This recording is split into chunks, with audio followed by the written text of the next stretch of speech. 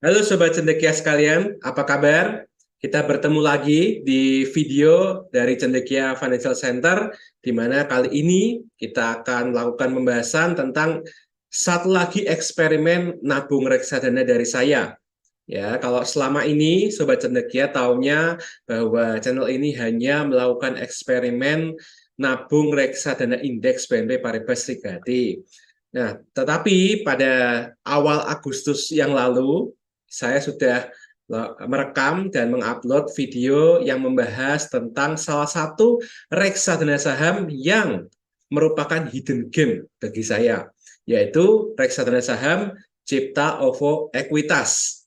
Nah, dari namanya saja ya kita tahu bahwa ada nama OVO. Nah, berarti reksadana ini itu bisa ditemukan di aplikasi OVO. Bahkan sebenarnya Cipta of Equitas ini kalau sejauh yang saya tahu itu ada di dua tempat ya. Yang pertama pasti di OVO dan yang kedua itu adalah Indoprimer Sekuritas. Ya, jadi sejauh ini baru dua tempat yang saya tahu menjual reksadana saham Cipta of Equitas.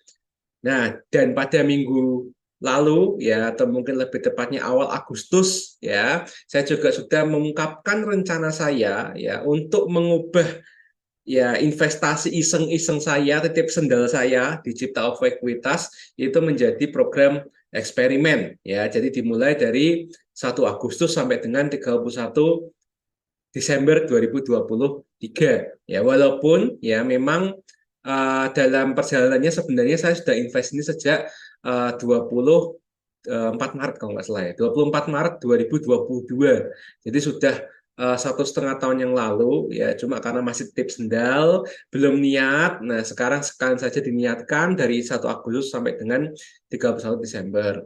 Dan rencananya sama ya dengan eksperimen reksadana indeks BNP Paribas Serikati, bahwa saya skemanya adalah nabungnya itu 10.000 ya, 10.000 per hari ya, mau itu hari kerja Senin sampai Jumat ataupun hari weekend atau libur ya, Sabtu Minggu itu. Intinya saya akan masukkan 10.000 ke akun FDN saya, dan saya untuk eksperimen ini itu memakai aplikasi bawaan dari OVO ya untuk melakukan investasi. Nah, kalau sejauh yang saya tahu memang ini tidak bisa auto debit ya. Jadi memang modelnya adalah setiap saya bangun pagi ya, bangun pagi mau makan, langsung saya buka aplikasi OVO dan langsung uh, melakukan investasi 10.000 per hari setiap paginya supaya saya tidak lupa ya, karena kalau ada kerjaan biasanya sering lupa sampai malam, biasanya kelupaan ya, seperti itu. Ya, baik. Jadi, bagaimana ya kira-kira kinerja investasi selama 1 bulan ini, yaitu bulan Agustus. Kemudian mari kita juga lihat perbandingannya ya dengan nanti dengan ISG, dengan LQ45, dengan IDX 30, dengan rata-rata reksadana saham yang lainnya, dan juga kita juga akan bandingkan dengan reksadana indeks BNP Paribas Serikati ya, bagaimana kinerjanya 1 bulan ini dan bagaimana kinerjanya sejak 24 Maret 2022 hingga 31 Agustus 2023. Ya, jadi itu ya untuk review kali ini. Ya, baik, kita akan melihat. Baik, di sini sebelum saya masuk ke pembahasan ininya ya, pembahasan apa namanya progresnya, reviewnya seperti apa, growth-nya, kita akan lihat dulu ya bahwa ini ada update ya, update bahwa yang kalau saya video kemarin ya, video pada awal Agustus kemarin itu saya masih pakai fun fact sheet yang 30 Juni 2023. Nah, tapi sekarang itu sudah ada updatean ya untuk per 31 Juli 2023. Ya, di sini kita bisa lihat ya bahwa namanya reksadana saham, berarti kebijakan investasinya itu dominan di saham. Ya, dan kalau ada efek utang, efek pasar uang, itu maksimal 20%. Dan sampai dengan 31 Juli 2023, itu sebanyak 93% itu masuk ke efek saham, sementara 6-7%-nya ya itu masuk ke produk kas dan setara kas. Ya, bisa tabungan, deposito, tapi sayangnya memang tidak ditampilkan ya di sini karena yang ditampilkan di fun fact sheet itu biasanya memang 10 efek terbesar. Nah, nanti mungkin kita butuh waktu sampai dengan Maret 2024 untuk bisa ngerti laporan keuangannya. Jadi kita bisa tahu secara lebih mendalam ya efek sahamnya apa saja untuk tahun 2023 dan efek kas setara kasnya apa saja. Nah, dari sini 10 efek terbesar kalau kita lihat ya, jika dibandingkan dengan video penjelasan saya di awal Agustus, itu tidak banyak berubah ya baik ya. Dalam artian begini, 10 efek terbesarnya sama persis. Ya, tetapi terkait dengan terkait dengan alokasi dana dari masyarakat ke efek-efek ini itu mengalami perubahan. Ya, kalau kita lihat di sini ya. Yang pertama misalnya dari ADMF, Adira Dinamika Multifinance. Pada bulan Juni ya itu bobotnya 7,64%, kemudian pada bulan Juli turun jadi 7,39%.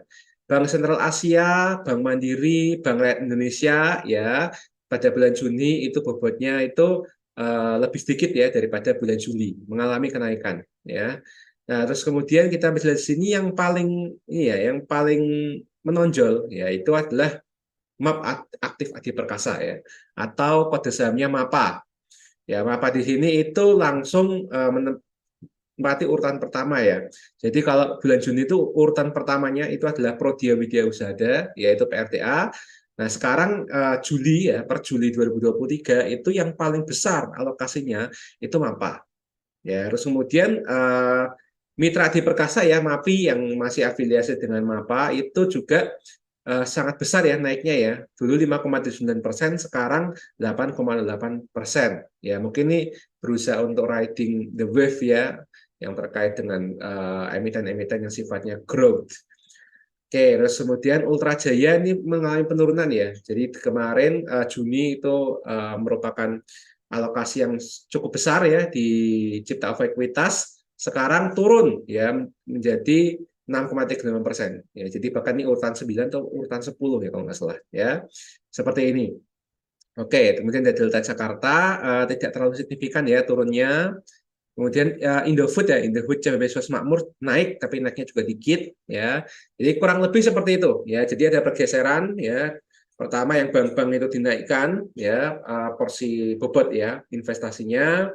Terus kemudian MAPA dan MAPI ya itu seperti ada semacam apresiasi posisi di mata manajer investasinya dan Ultra Jaya turun ya dan seperti yang kita tahu bahwa Agustus ini Ultra Jaya itu memang turun karena sempat di 2000 ya terus sekarang sampai dengan video dibuat itu di sekitar 1700 1700-an lah ya seperti itu. Nah, kalau kita lihat portofolio di reksadananya selama bulan Agustus ini ya 10 besar ya. Saya acuannya 10 besar yang tadi dari MAPA, ICBP, PRD dan sampai dengan BMRI ini saya urutkan berdasarkan bobot ya. Dan bobot. Nah, kita lihat di sini ya secara garis besar kalau kita lihat dari warna saja lebih banyak warna merah ya. Lebih banyak warna merah ya, sementara warna hijaunya cuma 3 ya. Dan kalau kita lihat secara magnitude-nya ya, jadi secara kuatnya, kalau kita lihat BMRI ya itu cuma 6,3%, bobotnya naiknya 6,4%. Dan ini satu-satunya hijau yang paling besar, cuma bobotnya 6,6%-an. Sementara Ultra Jaya ya, kemudian Adira Finance ya, Adira Finance dan Delta Jakarta itu yang memimpin pelemahan dari reksadana ini. Jadi hipotesisnya adalah bahwa pada bulan Agustus ini pasti kinerjanya buruk. Ya, seperti itu. Nah, dan kita bisa buktikan ya bahwa kalau kita perbandingan ini saya ambil dari websitenya Bareksa ya, websitenya Bareksa itu saya perbandingkan ya antara Cipta Ekuitas dengan IHSG, komposit itu IHSG ya, dengan LQ45, IDX 30, indeks reksadana saham pada umumnya ya serta ini ya reksadana indeks BNP Paribas 300. Jadi saya mencoba juga bandingkan dengan eksperimen saya di tempat yang lainnya. Nah, kalau kita lihat di sini ya ternyata kita ini ya sudah tahu benar ya kita buktikan hipotesisnya bahwa turunnya paling banyak dan ini paling kentara ya bedanya ya. Ya, kalau kita lihat reksadana indeks BNP Paribas Serikadi yang warnanya itu hitam ini ya, hitam ya, itu polanya membaur ya, agak membaur dengan indeks-indeks yang lainnya. Tetapi kalau cipta of ekuitas ya itu memang penurunannya sangat signifikan ya 2,89% di bulan ini. Ya, jadi apa namanya ini bagi saya merupakan kesempatan juga ya kesempatan bahwa yang namanya DCA ya itu kalau NAV-nya turun ya nanti unit yang bisa kita terima itu bisa lebih banyak ya. Jadi memang momentumnya pas ya, momentumnya pas dalam artian lagi turun berarti memang momentumnya pas buat nabung reksadana saham ya. Seperti itu ya. Dan memang ini ya kalau mau menilai reksadana saham yang difluasi aktif itu berbeda ya dengan reksadana indeks. Ya, kalau reksadana saham itu pada dasarnya ya itu memiliki ukuran ya, ukuran resiko, ukuran beta yang jauh lebih tinggi. Dalam artian kalau misalnya indeksnya sendiri turun, maka dia turunnya itu lebih turun, lebih dalam.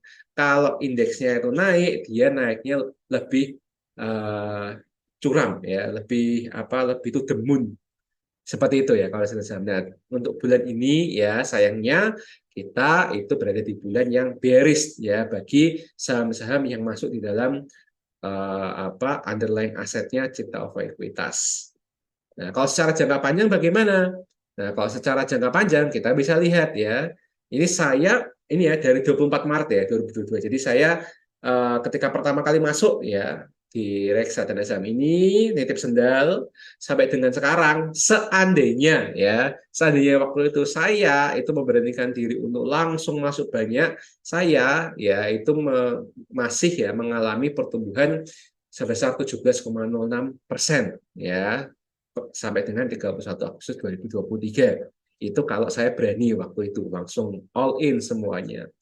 Ya, terus kemudian Serigati ya, seperti kita tahu 12,27% ya, karena kita tahunya bahwa Serigati secara jangka panjang itu cenderung mengalahkan IISG. Nah, sementara IISG sendiri ya sejak 1,5 tahun yang lalu itu masih kondisinya masih minus 1,37%. LQ45 sama IDX 30 juga sama ya, masih minus 6, masih minus 9% dari 1,5 tahun yang lalu.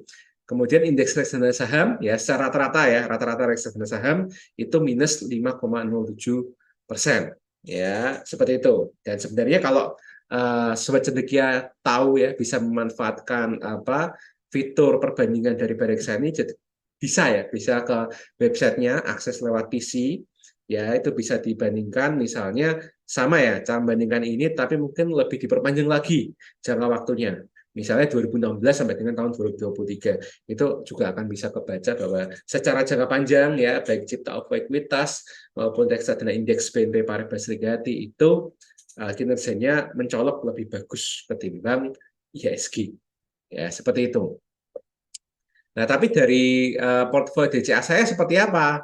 Nah start to date ya dari 22 Mei 2022 sampai 31 Agustus 2023 ya meskipun memang uangnya keluar banyaknya itu pasti di Agustus karena saya baru mulai eksperimennya Agustus ya itu saya sudah berinvestasi ya sebesar 540-an ribu ya ini ada 20.000 yang belum terproses ya karena ini saya screenshotnya hari Minggu sementara Sabtu Minggunya itu belum diproses oleh Bang Kustodian dan manajer investasinya ya hari libur soalnya dan kita lihat di sini keuntungan saya itu masih 1,72%. Ya, jadi turun banyak, ya. Tapi seenggaknya, ya, pada saat 31 Agustus saya masih ada pertumbuhan 1,72%. Ya, jadi saya harapkan, ya, mumpung belum belum sampai istilahnya jutaan ya, belum sampai 3 jutaan atau 2 jutaan, ini saya sedikit berharap ya dengan pasar yang tertekan seperti ini memang harapan saya ini turun dulu lah, ya, mendingan turun dulu supaya saya lebih puas lagi DCA-nya ya masih minus minus minus bagus ya kalau mau ngegas silakan ngegasnya tahun depan saja seperti itu ya jadi dan intinya saya asumsinya tetap sama ya dengan yang eksperimen saya yang sebelumnya bahwa mau itu di BNP Paribas Legati mau itu di Cipta of Equitas saya tetap punya pandangan bahwa tahun ini itu memang tahun yang sedikit susah untuk menembus 7.000. Ya, kalau menembus biasanya baik lagi, kalau menembus lagi baik lagi, lebih gampang untuk turun. Jadi memang kalau misalnya nanti hasilnya minus, maka saya sudah istilahnya sudah memprediksinya sudah tahu dan sudah legowo. Namanya aja eksperimen. Tapi secara jangka panjang pasti bisa plus.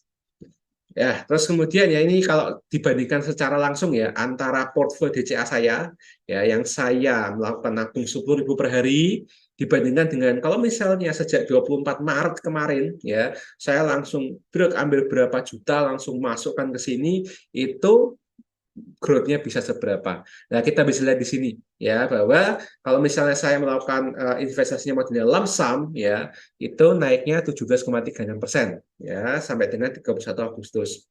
Sementara kalau saya pakai DCA ternyata hasil saya itu adalah 1,72%. Ya, dulu waktu di sini ya, waktu memulai perjalanan eksperimennya ini masih sekitar 8%-an ya.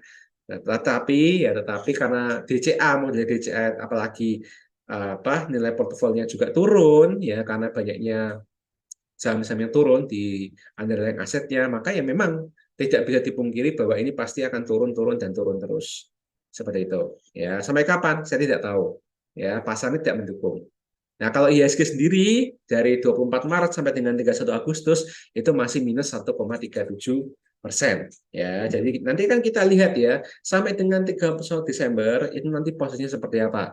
Ya, apakah IHSG itu nanti bisa menyalip portfolio DCA saya atau bahkan mungkin bisa menyalip cipta alfa ekuitasnya ya, mungkin karena manajer investasinya bisa salah strategi, kemudian memilih saham yang ternyata tidak berkinerja bagus ya harganya ya harga sahamnya. Nah, itu akan kita buktikan nanti pada akhir eksperimen ya. Oke, jadi mungkin itu saja ya yang bisa saya sampaikan terkait dengan eksperimen cipta of ekuitas pada bulan Agustus 2023. Ya, minggu depan, bulan depan ya, sorry, bukan minggu depan.